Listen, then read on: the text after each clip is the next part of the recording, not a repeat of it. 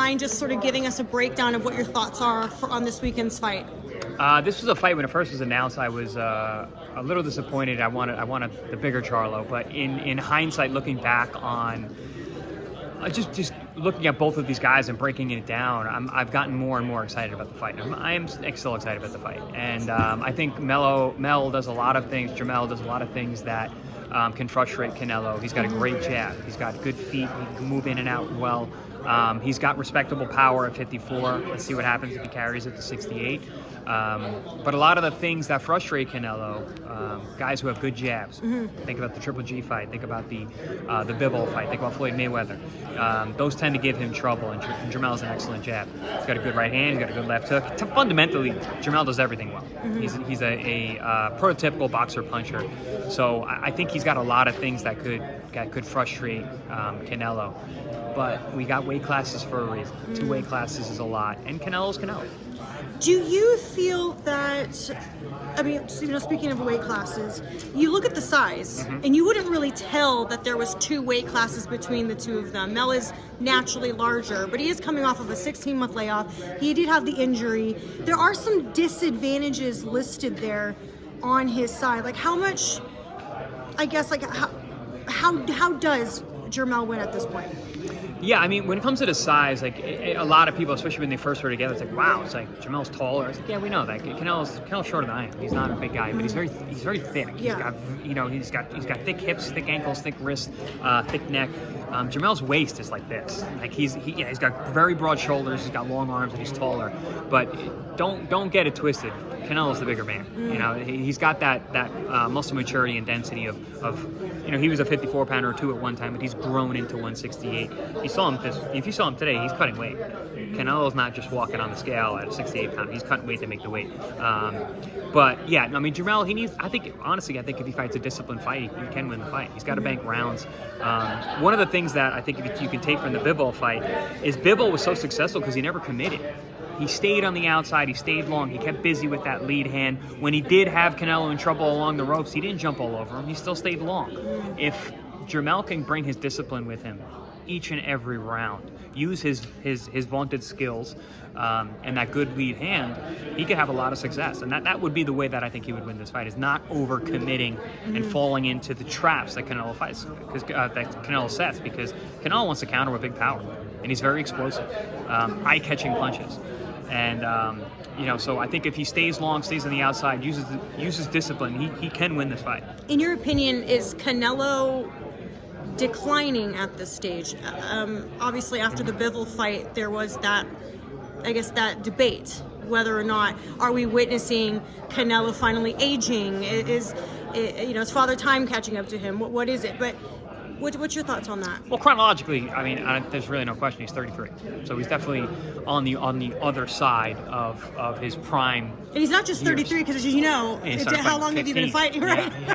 Yeah. I mean, he hasn't taken a lot of damage, but I'll say that much. He does have excellent defense, and his defense has gotten better as he's gone up in weight. But yeah, no, absolutely. He chronologically, he's 33, which he's on the tail end. But also, like you said, ring wears and ring wars.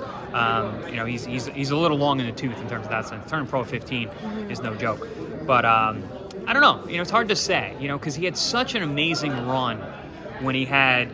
It was the Callum Smith, Yildirim, Saunders, Caleb Plant. Like he looked unbeatable. And then his next 3 fights is Bivol, Triple G3, and John Ryder. And it's like it was almost like night and day. Everyone was all over him, and then everyone's all over him in the opposite way. So he was unbeatable then, and now he's over the hill. But that's boxing. What have you done for me lately? And that hand injury is real. I'm a guy who's had hand injuries. It can affect the way you fight, and especially for Canelo, because it's his lead hand, it's his left hand. That's his punch.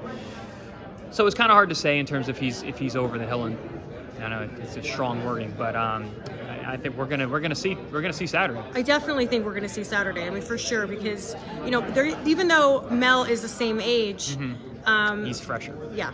Certainly fresher. Right.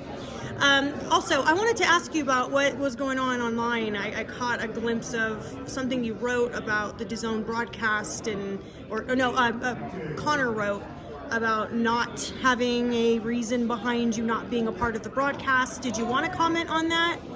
No, I've nothing to say. I mean, it is. I was pulled from the card, but I wasn't really given a reason, and I didn't really need one. It's fine. Weekend off.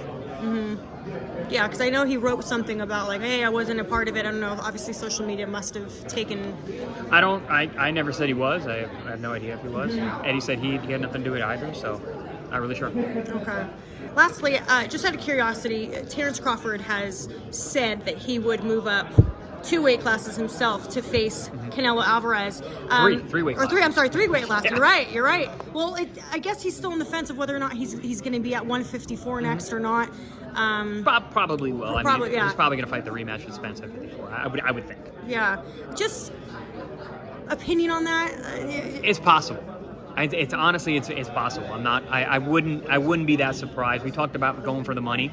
That's the biggest money fight possible for Crawford, and he's another guy. He deserves it, man. Give that man those checks. I mean, he's been in relative obscurity for so long, and he's been a super talent. Yeah. That's been hidden from us, and he's already 35. I think he's going on 36 soon. So, if he has the opportunity to make that fight happen, why not? Right.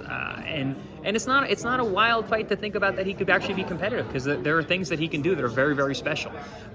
It'll be wild to see them in the ring together size-wise, but it makes me think of Sugar Ray Robinson jumping up to fight Joey Maxim. You know, he went from middleweight 160 to 175, and he weighed 161. Like, it wasn't even, he was a much smaller man and had a lot of success. And if it wasn't for the heat that night, he probably would have been light heavyweight champion of the world.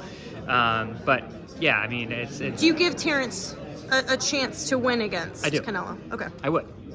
I would, again, because he does things that are very, very special. His ability to switch sides, his discipline, and his preparations. I mean, he's ultimately prepared for every fight that he's in and every style. And I don't know if it's maturity or whatever, but he looks as good as ever now. Right.